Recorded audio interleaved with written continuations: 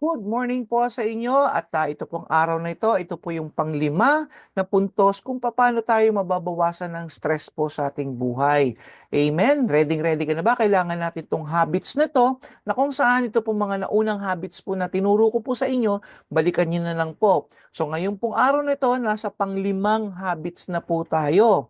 Okay, so darating po ang araw sa buhay po natin na dumadaan yung minsan struggled ka. At yung struggle mong yan parang tinatawag natin dark moment po natin, di ba? Masyado ka ng stress, daming problema, parang ang dilim na hindi mo maintindihan paano susolusyonan yung problema mo. Amen po ba?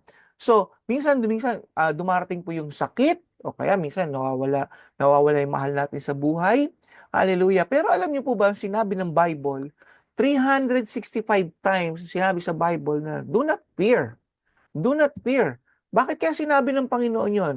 Because naniniwala ako, araw-araw meron tayong mga bagay na kinatatakutan na kung saan kaya tayo nagiging busy, tayo nagiging tinatahak natin yung buhay na hindi natin kasi alam yung kinabukasan natin. That's why we are trying to do something today na kailangan natin ipaghanda yung future po natin. In Psalms 23 verse 4 sabi dito, even though I walk through the valley of death, in the shadow of death, I will fear no evil, for you are with me, your rod and your staff comforts me. So, when we are in Christ po mga kasama, mga kapatid, siya po yung ating good shepherd. Siya po yung ating guidance sa buhay po natin. That's why isang part po na tinuro po natin dito, number 4, di ba? Si God yung guidance po natin. His word will be our guide. Amen. So ngayon, pag dumating ka sa problema, sa sitwasyon ng problema mo, mga kasama, pagtiwalaan mo lang ang Panginoon, huwag kang matakot. Amen? At dahil nga po sa pagtitiwala natin sa Lord, si Lord nang bahalang gumalaw dyan. Minsan kasi naghahanap tayo ng mabilisang sagot. Huwag po natin gawin po yun. Ang gawin po natin, pag tayo ay nanalangin, manampalataya tayo. Ibigay na natin kay Lord yung tiwala natin na siya nang bahala sa lahat ng bagay na to. Amen. Hallelujah. So, whatever yung mga bagay na kinatatakutan mo, ibigay mo na kay Lord yan. Kalusugan ba yan? Yung pang future mo, patungkol sa finances mo, si Lord nang bahala dyan. Amen? Ibigay mo lang yan. So, kailangan natin sabi ng Psalms 142 verse 3, when I am ready to give up, He knows what I should do. Okay, so kailangan maging ready ka mag-give up kay Lord. Hanggat may ginagawa tayong paraan at hanggat meron tayong kakayahan, hindi gumagalaw si Lord. Because nire-respeto ng Diyos ang bawat isa po sa atin. So tinitignan niya kung hinihintay natin siya para gumalaw dun sa sitwasyon. Pero kung alam niya, because He knows everything, even our heart, our motives, our thinking, alam niya na may gagawin ka pa, may gagawin pa tayo para solusyonan yung problema, sitwasyon, ay hindi mo na siya kikilos sapagkat po nire-respeto niya tayo. Pero kung tayo po ay nanalangin, sabihin natin, Panginoon, gusto ko pong ibigay na sa inyo to. Ayoko na pong ma-stress. Ayoko na pong isipin ng mga bagay-bagay na to. Even though meron akong kakayahan, meron akong pag-iisip, may talent ako, pero I want you, Lord God, to give me, Lord God, your instruction kung paano ko siya gagawin. Amen? Tapos kumilos ka, Lord God, sa sitwasyong yan. Amen? Ganun lang po kasimple yun. Kaya nga number 6 naman nating habit, kailangan makita natin, yung pagtitiwala natin kay Lord, siya na rin ang bahala po sa atin bilang depensa po natin o bilang solusyon sa mga problema natin. Hallelujah. Kaya sabi ng Psalms 23 verse 5, you prepare, Lord, a table before me in the presence of my enemies, and you anoint my head with oil, my cups overflow. Can you imagine kung ano man yung problema mo, meron ka mang kinaharap na kaaway o ano man sitwasyon mo, si Lord na ang protection mo, si Lord na ang bahala sa'yo. Amen? So kahit na merong mga negative people sa harapan mo, si Lord nang bahala dyan. Kaya nga, kailangan natin matutunan isuko. Suko. Hanggat lumalaban po tayo, hindi po tayo pakikialaman ng Panginoon. Hanggat kapag gumagawa ka pa ng sarili mong kaparaanan, hindi siya makakagalaw. Pero pag humingi ka ng instruction, Lord, give me instruction. What will I do? Lord, anong gagawin ko dito sa sitwasyong to? Sa taong ito? Yun po yung gagawin po ninyo. At makikita niyo po, very peaceful. Wala kang stress, di ba? Hindi mamumuti ang mga buhok mo. Hallelujah. Praise the Lord. Ganun po ang ginagawa ng Panginoon. Hallelujah. Number 7. Okay, ang habit natin, kailangan ay expect natin si Lord na tatapusin niya kung ano ang inumpisahan niya sa buhay natin. Expect God to finish what He started in you and me. Amen? So, may expectation lang tayo kay Lord lagi. Dahil bumabalik kay Lord po eh. Bakit po? Kasi wala naman talaga tayong magagawa kung wala si Lord, di ba? Laging pagod ang aabutin po natin. Kaya mapapansin ninyo, panay ang sakit po ng tao ngayon.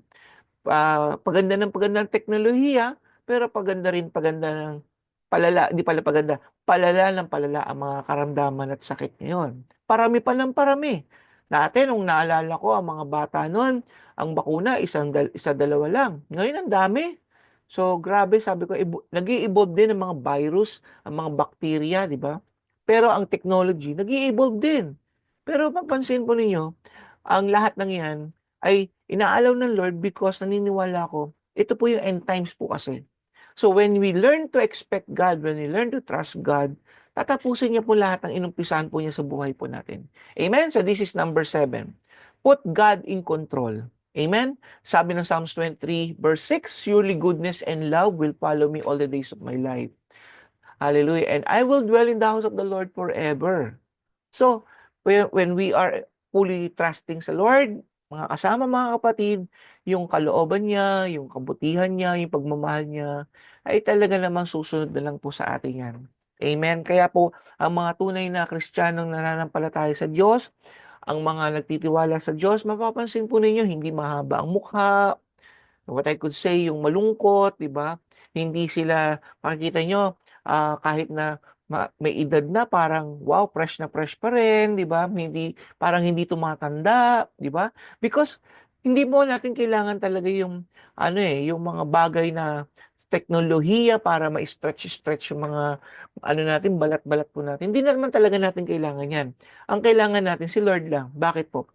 When your heart is full of joy, merry heart, ang katawan po natin, sumusunod po yan. Pero pansinin nyo, malungkot ang puso mo, broken-hearted ka. Ano ang sinasabi ng katawan mo? Mahina ka, di ba? Problematic ka, yan, malungkot ka. It reflects kung ano yung laman ng puso mo. But when you are in God's presence, full of joy, full of peace, lalabas sa katawan po natin yan. Amen? Kaya kung ano po yung nasa loob po natin, tinitake po natin, lumalabas po yan. Hallelujah. Kaya po, kailangan natin pagtiwalaan ng Panginoon. So number 7 nga po, expect God to finish what He started in us. Amen? Ano ba yung inumpisahan ng Lord sa'yo? Maaring hindi mo ma-determine, pero magtiwala ka, may inumpisahan si Lord sa'yo. At pwede mo naman actually tanong, Lord, ano ba yung inumpisahan mo sa buhay ko? Tingnan niyo yung record. Magsulat kayo ng parang logbook ninyo. Ano ba yung ginagawa ni Lord sa buhay niyo? Okay, sa bawat isa sa atin. So, ganun lang po siya. Hallelujah. So, at pag nangyari po yan, asahan po ninyo, mababawasan yung mga iniinom yung gamot, di ba? Dati, iinom pa tayo ng sa dugo para lang maging healthy yung dugo natin, di ba? So, iiwasan po ng Panginoon yan sa atin if we are in His presence. Because we are designed, di ba? Dinesign tayo ng Panginoon, eternity po kasi po tayo talaga eh. Hindi naman pang short time lang tayo dito sa mundong to. But because of sin, nagkaroon ng shortness po yung life po natin dito sa mundo. Pero alam niyo po ba kung wala nang kasalanan, kaya nga pa sa pagbabalik ng Panginoon, pag wala nang kasalanan, pang-eternal na po ang mga anak ng Panginoon. Hallelujah. Kaya wala nang sakit po doon. Kaya nga po doon sa heaven daw, wala nang iyak, wala nang karamdaman, walang kalungkutan.